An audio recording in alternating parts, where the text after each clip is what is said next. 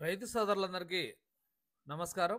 ఈరోజు చీనాకాయలు అనంతపూర్ మార్కెట్కు 700 టన్నులు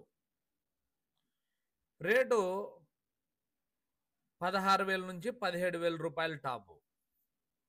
ఇంకా పులివెందుల మార్కెట్ కూడా అంతే, 120 టన్నులు 16,000 రూపాయలు టాపు.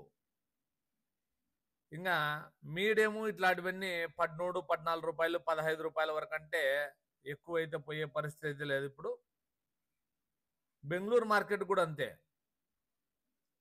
ప్రొద్దున్నే మనకు మన వాట్సాప్ గ్రూపులలోనే ఇప్పుడు మొత్తం అన్ని ఎన్ని బండ్లు పోయినట్టు సహా అన్ని మొత్తం అన్ని వస్తుంటాయి. ఇవి మీరు ఈ స్క్రోలింగ్లో మనకు పెట్టేదాన్ని బట్టి మీరు చూసుకోవచ్చు. ఎందుకంటే ఎన్నికి వెళ్ళిపోతుంటే మీరు పైనుంచి మళ్ళీ చూసుకుంటే మీకే అర్థమవుతుంటుంది.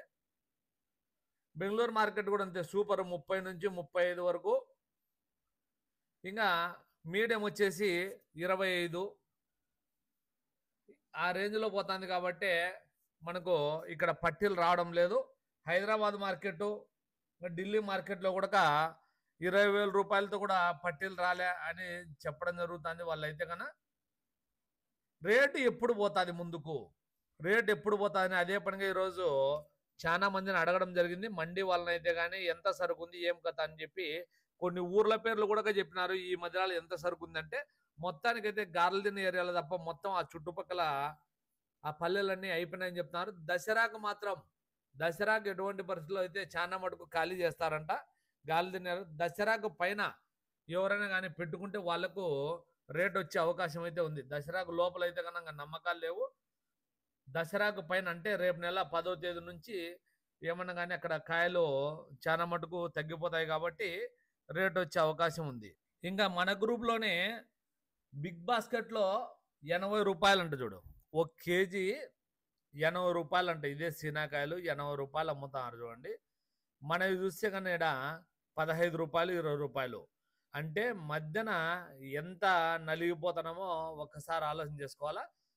ఇట్లా పెద్ద పెద్ద కంపెనీలు ఇంతకు ముందు కూడా ఇక్కడ గారెలదిన దగ్గర ఒక బిగ్ బాస్కెట్ అని ఉండే, అది కూడా ఎందుకో అది అరటి వాళ్ళకు కొంచెం మోసం జరిగిందని అప్పుడు ఎత్తివేయడం జరిగింది. ఇదంతా ఉద్యోగస్తుల వల్లనే జరుగుతుంది. నాకు కూడా రిలయన్స్లో ఇట్లనే జరిగింది. అది మధ్యలో ఉద్యోగస్తులు చాలా ఇబ్బంది చేస్తున్నారు. వాళ్ళ బంధువులను కానీ ఎన్ని వెండర్ కోడ్లు ఇచ్చి గ్రౌండ్ లెవెల్లో కంపెనీలను నాశనం చేస్తున్నారు. అట్లా రైతులను కూడా నాశనం చేస్తున్నారు.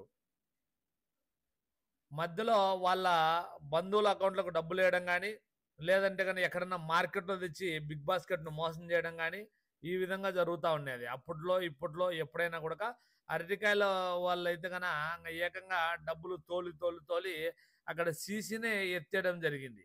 గారెలదిన్న దగ్గర అయితే కన్నా బిగ్ బాస్కెట్ ఇక్కడే ఉండేది. అప్పుడు చాలా కొంచెం రేట్లు అయితే రీజనబుల్ రేట్లు పర్వాలేదు, బాగానే ఉండే. చూద్దాం అలాంటి కంపెనీలు ఏమన్నా మళ్ళీ వస్తాయేమో. మళ్ళీ రేపు కలుసుకుందాం.